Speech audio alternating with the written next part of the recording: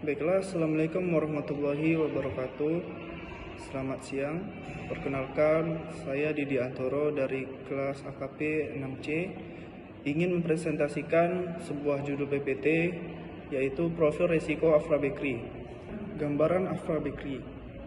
Di Jalan Hang Tuah, Kecamatan Bekalis, terdapat usaha toko kue dan roti Afra Bakery yang didirikan oleh Ibu Maya Diansari yang didirikan pada tahun 2022.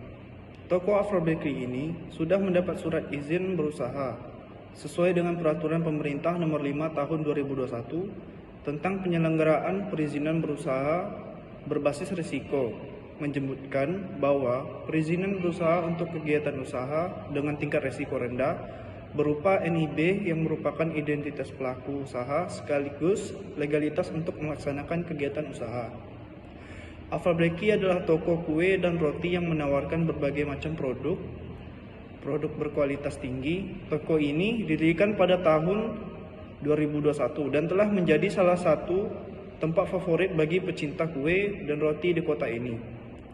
Afra Bakery dikenal dengan produk-produknya yang lezat, segar, dan dibuat dengan bahan-bahan berkualitas.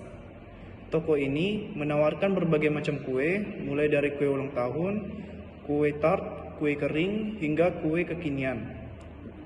Selain itu, Afra Bakery juga menyediakan berbagai macam roti seperti roti tawar, roti sobek, roti manis, dan roti panggang. Selanjutnya, visi Afra Bakery menjadi toko roti pilihan utama masyarakat dengan cita rasa khas, kualitas terbaik, dan pelayanan yang hangat.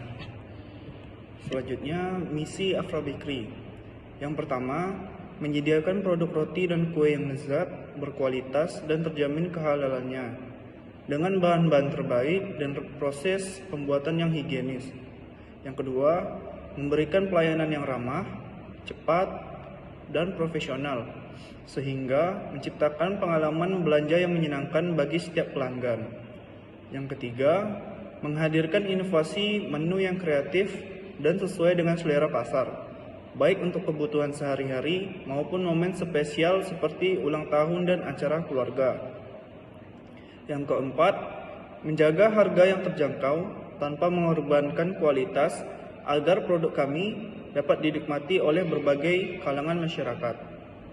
Dan yang terakhir, berperan dalam pemberdayaan ekonomi lokal melalui kemitraan dengan petani supplier lokal dan menciptakan lapangan kerja yang adil dan beretika. Selanjutnya, struktur organisasi. Yang pertama itu ada pemilik usaha, manajer keuangan, manajer produksi, manajer pemasaran, dan tim produksi dan pelayanan. Masing-masing struktur organisasi ini saling berkontribusi untuk meningkatkan penjualan bagi toko Afra Bakery. Yang selanjutnya, faktor pendukung. Yang pertama itu ada kualitas produk dan dukungan keluarga dan tim yang solid, komitmen terhadap pelayanan, strategi pemasaran, inovasi produk dan kemasan, sertifikasi dan legalitas usaha. Selanjutnya, yaitu ada faktor penghambat. Nah, di sini ada beberapa faktor-faktor yang menghambat bagi usaha Afra Bakery. Yang pertama itu manajemen keuangan yang belum terstruktur optimal. Di toko Afra Bakery untuk sistem keuangannya itu masih belum menggunakan aplikasi yang digunakan oleh perusahaan-perusahaan sekarang, yang dimana toko tersebut hanya menggunakan aplikasi yang tersedia di Play Store. Yang selanjutnya itu keterbatasan teknologi produksi dan pembukuan. Yang terakhir, persaingan usaha yang ketat. Nah, dari 3 poin tersebut, itulah faktor penghambat bagi perusahaan Afra Bakery untuk menjalankan usahanya. Baiklah, selanjutnya, manfaat penerapan MR Afra Bakery. Yang pertama itu mencegah kerugian finansial, dan yang kedua meningkatkan kepercayaan konsumen, ketiga mengoptimalkan proses operasional, yang keempat menjamin keberlangsungan usaha atau sustainability, yang kelima meningkatkan daya saing usaha, dan yang terakhir mendukung pengambilan keputusan yang tepat. Baiklah, selanjutnya tujuan khusus MR.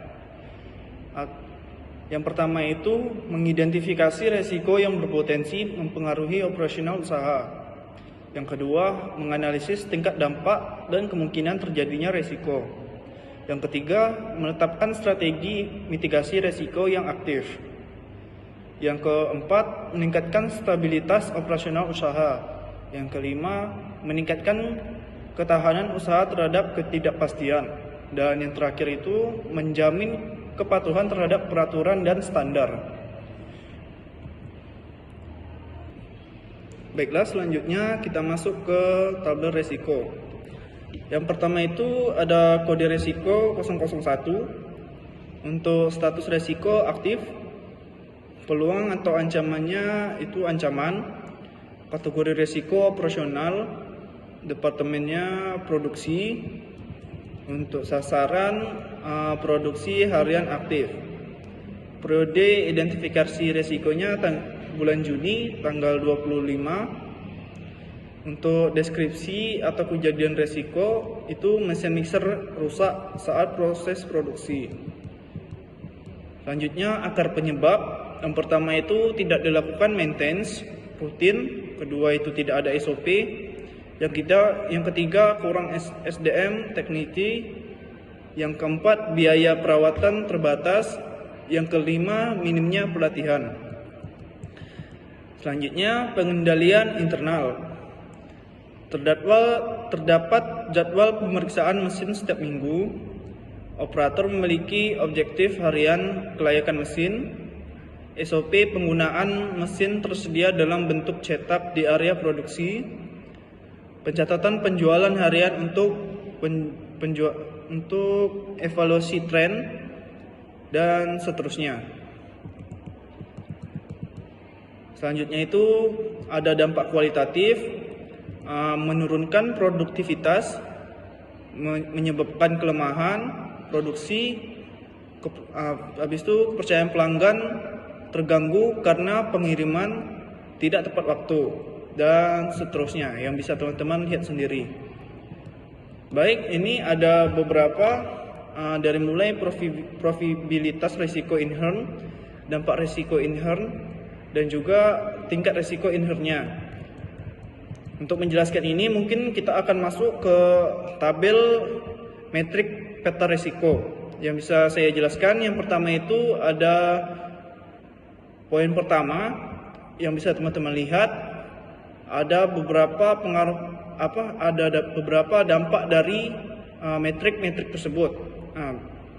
Untuk tabel ini yang pertama itu profitabilitas sebelum dilakukan mitigasi. Yang pertama itu ada 5 dan dampak risikonya 4. Jadi totalnya itu 20 sebelum dimitigasi. Dan setelah dilakukan mitigasi, jumlahnya itu 4 dikali 4 dan 2. Dan untuk tingkat resiko residualnya yaitu 5. Untuk yang keduanya yaitu untuk profitabilitas resiko inherentnya ada 4 dan juga 3. Jadi untuk jumlahnya itu 12. Dan setelah dilakukan mitigasi, jumlahnya itu turun menjadi 6. Nah, untuk yang selanjutnya itu untuk profitabilitas resikonya sebelum dilakukan mitigasi yaitu 20 dan setelah dilakukan mitigasi turun menjadi 12.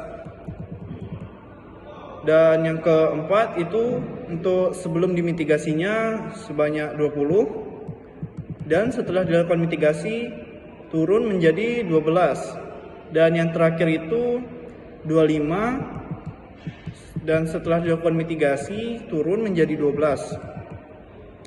Nah, seperti itulah untuk metrik risiko dan juga risiko yang sudah saya buat, yang bisa teman-teman lihat sendiri dari beberapa rincian-rinciannya. Ya, Jadi saya mengambil kesimpulan untuk data resiko manajemen ini sangat berpengaruh bagi usaha Afra Bakery dikarenakan dari semua tabel-tabel ini sangat berpengaruh untuk kita melihat apa saja ancaman dan juga apa saja yang harus kita lakukan untuk memanajemen semua permasalahan tersebut. Baik, mungkin sekian untuk presentasi saya hari ini. Lebih dan kurangnya saya mohon maaf. Terima kasih atas perhatian teman-teman semua. Saya ucapkan wabillahi taufiq wal hidayah. Wassalamualaikum warahmatullahi wabarakatuh dan selamat siang. Terima kasih banyak.